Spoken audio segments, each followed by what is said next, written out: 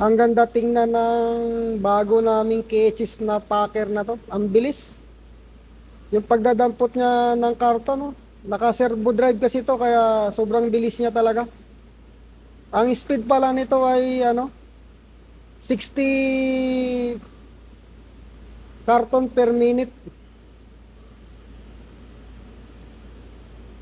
Kung nakikita nyo, dikit-dikit siya. Napakaganda tingnan.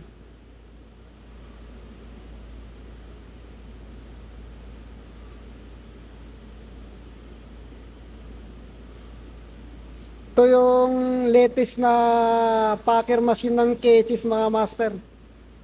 Model 2024 talaga to. Napakahaba nitong makina na to.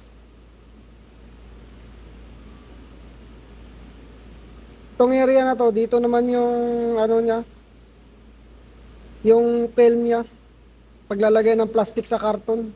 Tapos dito papasok siya sa shrink tunnel. Dito yung roll niya sa baba, automatic yan, nagpapalit yan pag naubos. Napakahaba nito master, oh. Andun yung unahan, no?